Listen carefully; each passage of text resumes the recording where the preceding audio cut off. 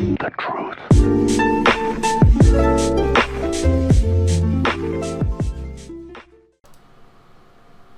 What's up, YouTube?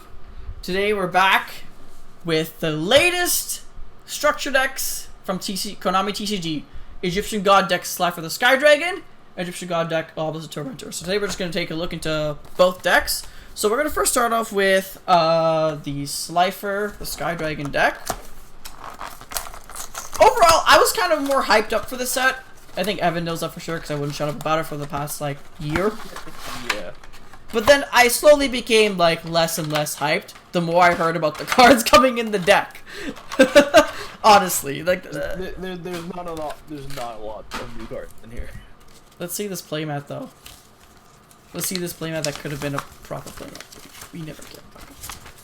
Because this is a playmat that you could win at the, structure deck place for Extravaganza. So it has both. I'm kind of surprised they put both on one. I thought they would make two different. They also put both of them also at the bottom. Yeah. But then this is how exactly the playmat looks like for the Extravaganza one. That you win like an actual playmat. Now the tough part of this set. Getting open the structure deck. There's usually like a yeah, there's like a peel. tab. I'm looking for the peel. I can see the peel, but I can't get it. Ah! Come on. Honestly, I'm just gonna open from the top. The top was looser than the top, than the bottom, than the middle.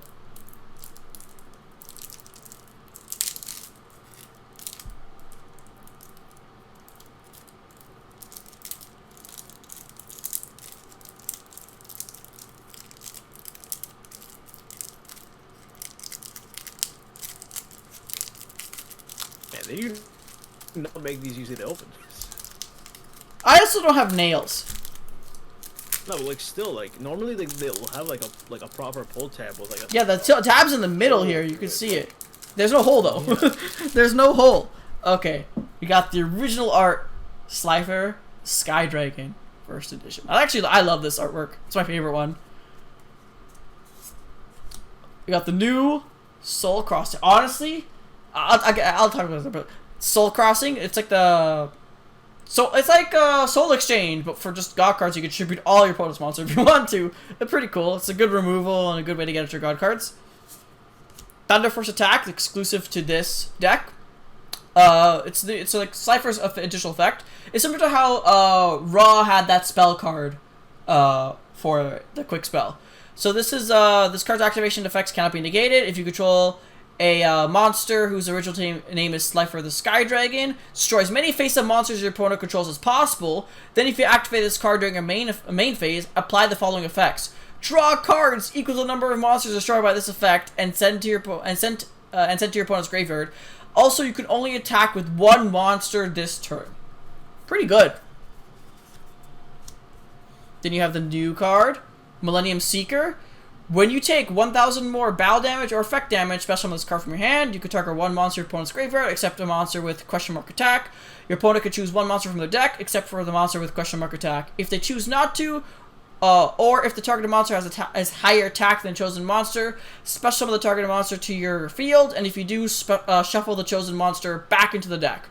Otherwise, your opponent adds the chosen monster to their hand. You can only use each effect of Millennium Seeker once per turn.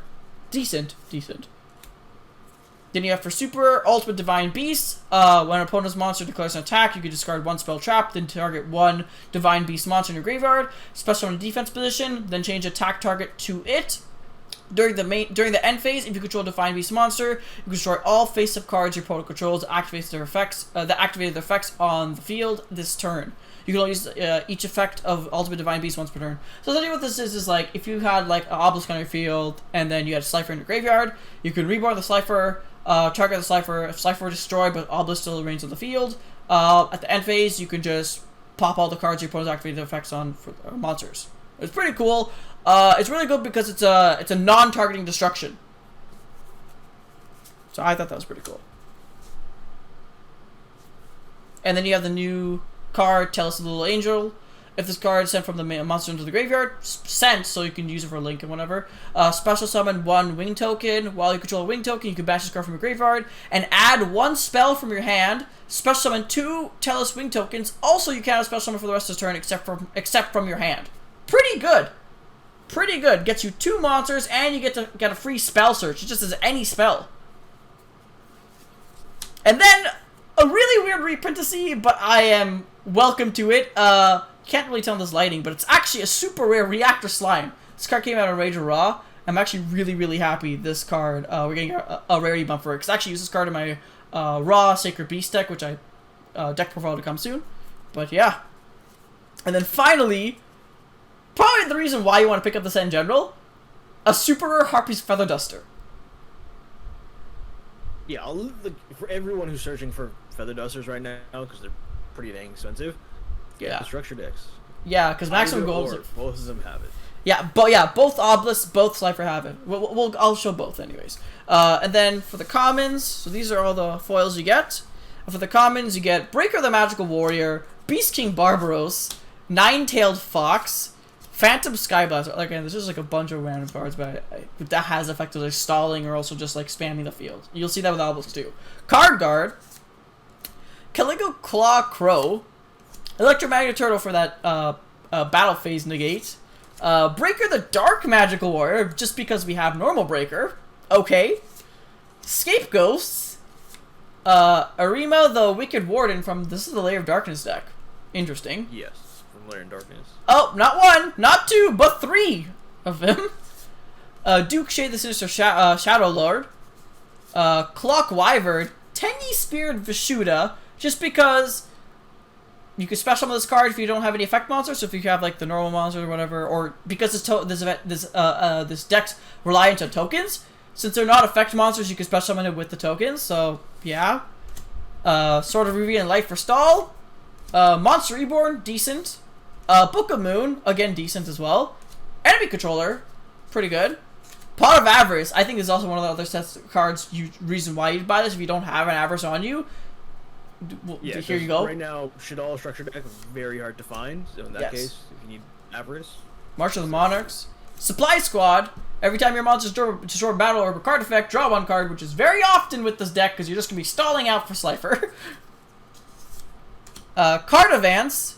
Look at the top 5 card. Look at up to 5 cards from the top of your deck. Then place them on the top of your deck in any order. You contribute summon 1 monster in addition to your normal summon set this turn. That's not bad for this deck, actually. That's not bad. The true name? Funny, because we got this as an ultra rare reprint in Rage of Raw, and now we're getting it as a common a year later. 2 ultra reprints, straight 2 ultra rarities, straight to common. Okay. 1-time passcode, just a token generator. Layer of Darkness. Draw Fate. Okay. Mirror Force. We don't really use Mirror. We don't see Mirror Force in play that much. Maybe like the heavy trap decks probably use it, but not often. Like Reckless Greed. Honestly, like Drowning. Yeah, Drowning's better. Reckless Greed's really good. Draw 2 cards, skip your 2 draw phases. Especially if you get like 3 set Reckless Greeds, you chain link 3 to them. You just get to skip only 2 draw phases and draw 6 cards. It's pretty good. Metal Reflex Slime, big token. Golden Apples. Back to the front. Not bad. And then you have these cards. And also the Time to Duel for the Switch game. And also King's Court. Scan here to learn more, which will probably just take you to a link to King's Court on their website. But that's it for the Slifer deck. Now let's get into the Obelisk deck. I think most people will go for Obelisk anyways, especially if you're going for the Extravaganza event, because the Obelisk deck will let you swarm the field with like heavy hitters easily, and just because Obelisk has the stable 4K attack versus Slifer's like variant attack, you don't have to show the playmat off. It's the same as reliant on the actual like quick play spell to get cards in hand. Now I see the tab. The tab's here. Look at that. The tab was actually here for this deck. So some of them it's there, sometimes it's not. It's the production quality is not always the best for the structure decks. Yep.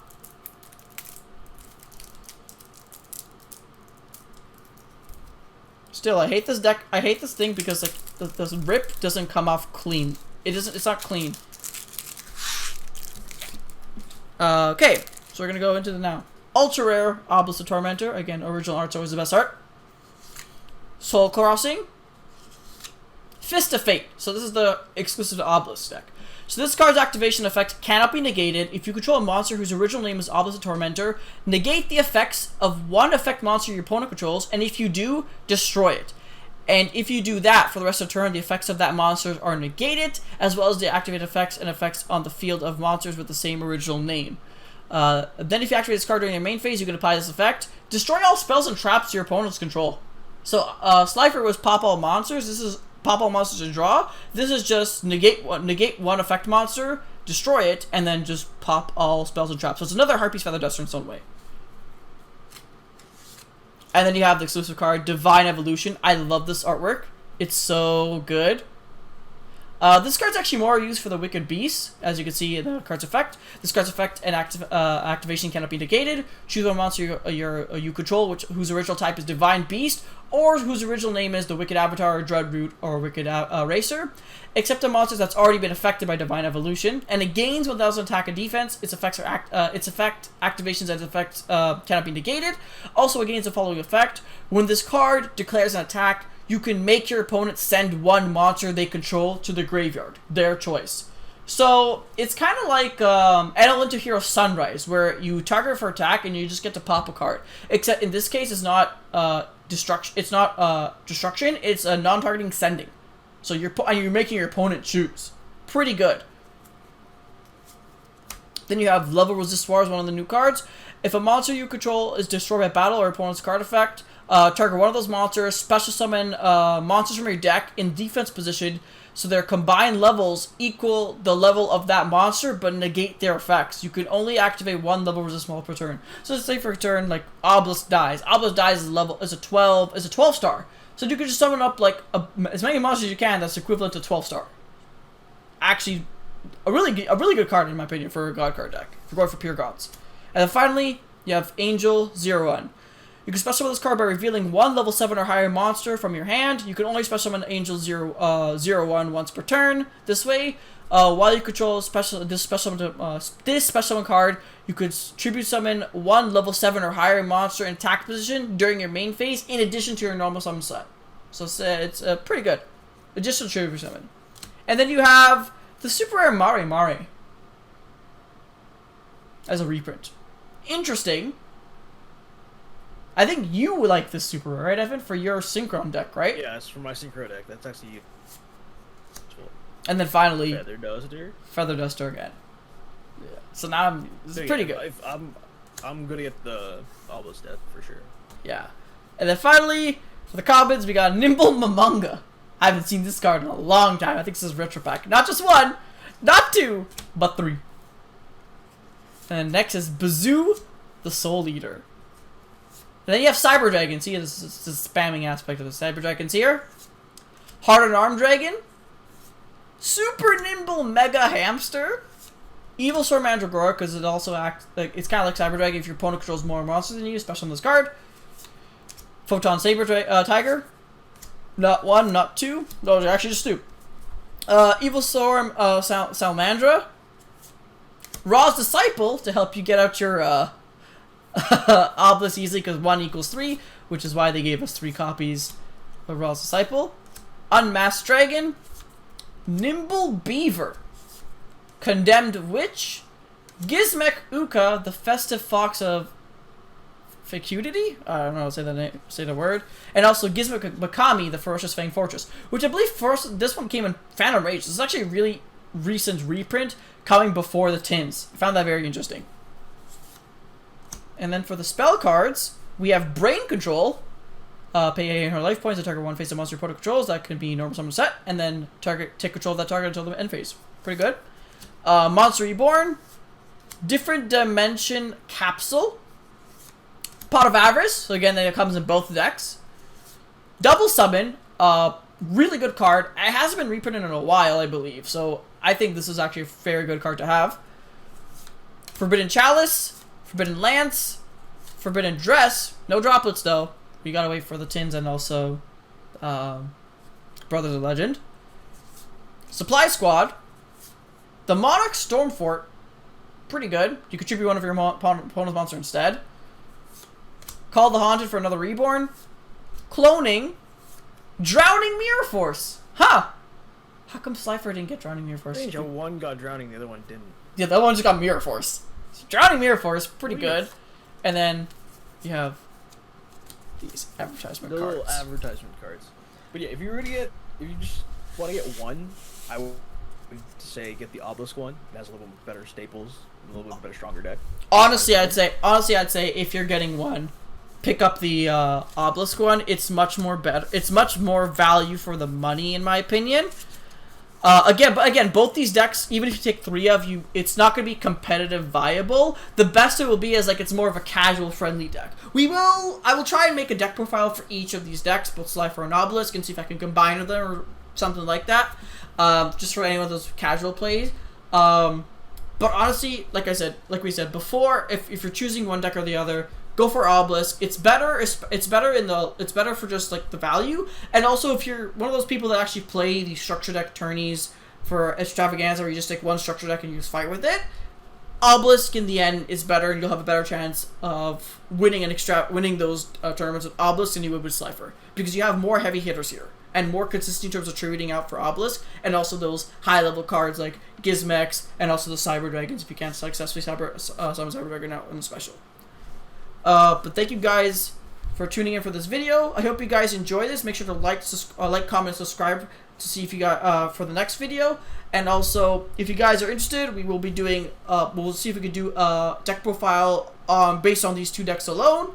And also, we'll refine the decks more with King's Court, because I'm not going to be pulling King's Court, but we're getting a lot of singles from them. So it's just so I can quickly get that deck profile out. But thank you guys for watching, and we'll see you guys in the next one later.